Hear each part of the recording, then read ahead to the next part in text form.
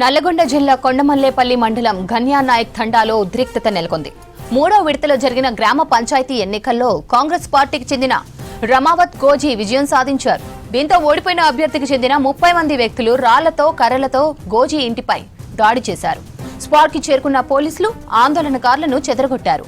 పలువురిని అదుపులోకి తీసుకున్నారు. ఘటనపై కేసు నమోదు చేసిన పోలీసులు దర్యాప్తు చేపట్టారు. నల్లగొండ జిల్లా కొండమల్లేపల్లి మండలం ఘన్యానాయక్ తండాలో ఉద్రిక్తత నెలకొంది.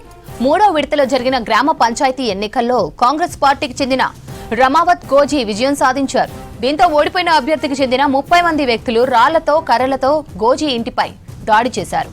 స్పాట్ కి చేరుకున్న పోలీసులు ఆందోళనకారులను చెదరగొట్టారు.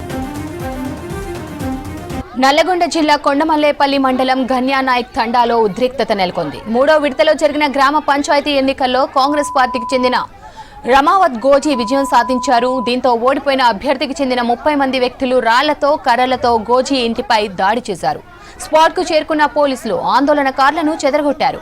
పలువురిని అదుపులోకి తీసుకున్నారు. ఘటనపై కేసు నమోదు చేసిన పోలీసులు దర్యాప్తు చేపట్టారు.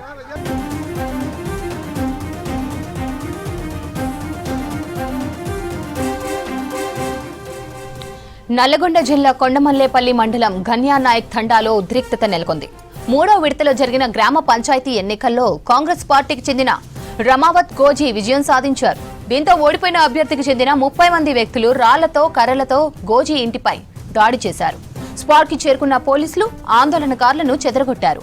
పలువురిని అదుపులోకి తీసుకున్నారు. ఘటనపై కేసు నమోదు చేసిన పోలీసులు దర్యాప్తు చేపట్టారు. నల్లగొండ జిల్లా కొండమల్లేపల్లి మండలం ఘన్యానాయక్ తండాలో ఉద్రిక్తత నెలకొంది. మూడో విడతలో జరిగిన గ్రామ పంచాయతీ ఎన్నికల్లో కాంగ్రెస్ పార్టీకి చెందిన రమావత్ గోజీ విజయం సాధించారు. దీంతో ఓడిపోయిన అభ్యర్థికి చెందిన 30 మంది వ్యక్తులు రాళ్లతో కర్రలతో గోజీ ఇంటిపై దాడి చేశారు. స్పాట్ కి చేరుకున్న పోలీసులు ఆందోళనకారులను చెదరగొట్టారు.